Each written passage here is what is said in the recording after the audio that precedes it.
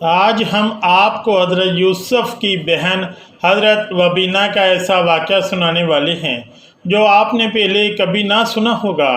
یہودیت دنیا کے قدیم ترین مذاہب میں سے ایک ہے۔ اتنا پرانا مذہب ہونے کے باوجود دنیا بھر میں یہودیوں کی تعداد دوسرے مذاہب کے مقابلے میں بہت کم ہے۔ جہاں دنیا میں عیسائیت کے ماننے والوں کی تعداد 2.5 ارب، مسلمانوں کی تعداد تقریباً 2 ارب اور ہندوؤں کی تعداد 1 ارب سے زیادہ ہے، جبکہ دنیا کے جدید مذاہب سکھ ازم کے پیروکار بھی تقریباً 3 کروڑ ہیں۔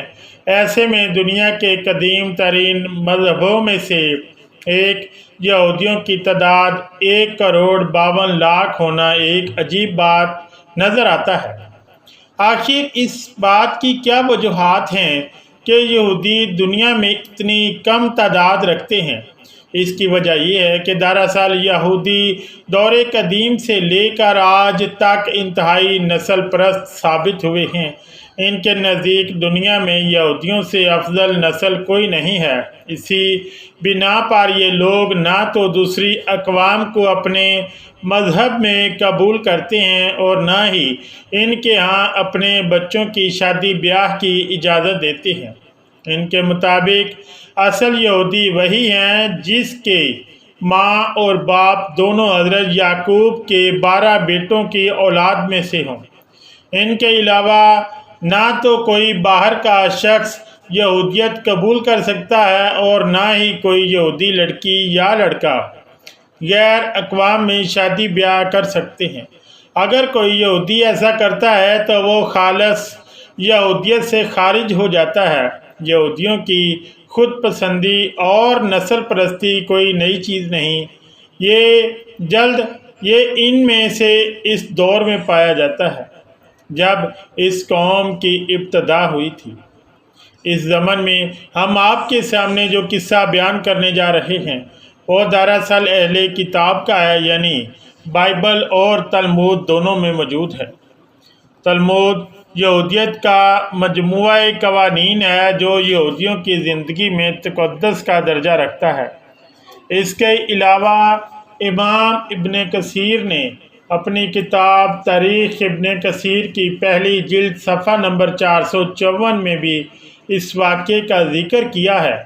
واقعہ کچھ یوں ہے کہ جب حضرت یعقوب اپنے اہل و عیال کے ساتھ سفر کرتے ہوئے تبیہم نامی بستی سے گزرے تو آپ نے یہاں کے زمیندار جس کا نام جمہور تھا اس سے 100 بکریوں کے عوض ایک زمین خریدی۔ یہاں حضرت یعقوب نے اپنا گھر بنایا اور 15 مہینوں تک امن و امان میں رہے۔ یہ وہ دور تھا جب حضرت یوسف بہت ہی کم عمر کے تھے اور آپ اپنے دیگر بھائیوں اور ایک بہن دینہ کے ہمراہ اس جگہ رہتے تھے۔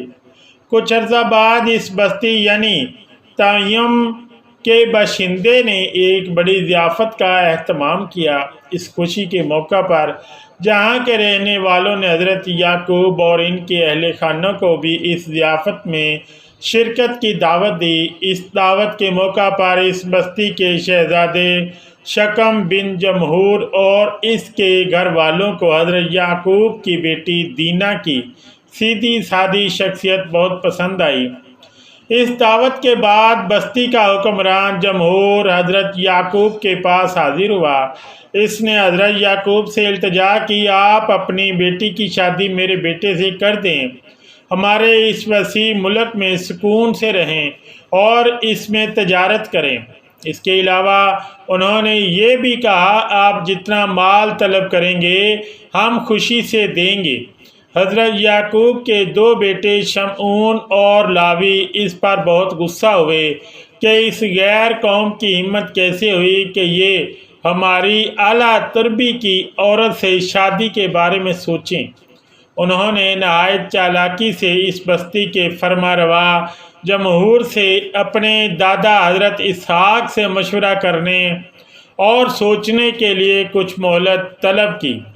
جب اس بستی کا حکمران جمہور اور شہزادہ شکم دوبارہ ان کا فیصلہ سننے کے لیے آئے تو لاوی اور شمعون نے ان کے سامنے ایک شرط رکھی کہ ہمارے لیے اپنی بہن کی شادی ایک ایسے آدمی کے ساتھ کرنا ایک شرمناک بات ہوگی جس کے ختنہ نہ ہوا ہو۔ اس شادی کے لیے یہ شرط ہے کہ آپ اور آپ کے تمام قبیلہ ختنہ کروائیں۔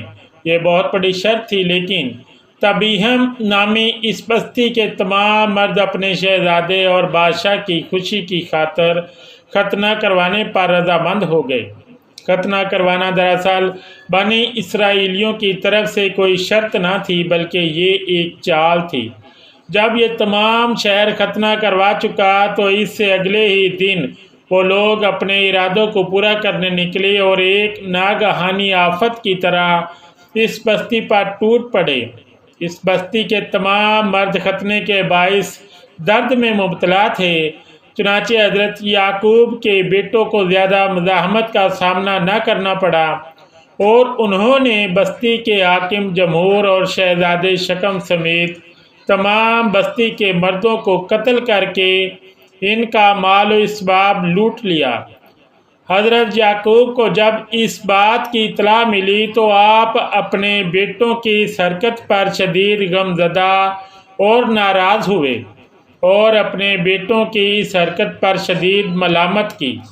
اس واقعے پر حضرت یعقوب علیہ السلام کی ناراضگی اس حد تک تھی کہ بائبل کے مطابق جب آپ نے اپنی آخری وصیت کی تب بھی اپنے بیٹوں شمعون اور لاوی کو بے گناہ انسانوں کی اس قتل عام پر معاف نہ کیا تھا۔ بعد ازاں حضرت یعقوب کے انہی بیٹوں نے حضرت یوسف سے حسد کے سبب انہیں کنویں میں ڈالنے جیسے عمل کا ارتکاب بھی کیا، لیکن اللہ تعالیٰ کو کچھ اور ہی منظور تھا۔ اس لیے اللہ نے حضرت یوسف علیہ السلام کو اس کنویں سے نکال کر دنیا کی سب سے عظیم بادشاہت کے مرتبے پر فائز کیا۔ یعنی آج ہزاروں سال گزر جانے کے بعد بھی یہ قوم یعنی بنی اسرائیل آج بھی اپنی اسی ہٹ دھرمی اور نسل پرستی میں مبتلا ہے۔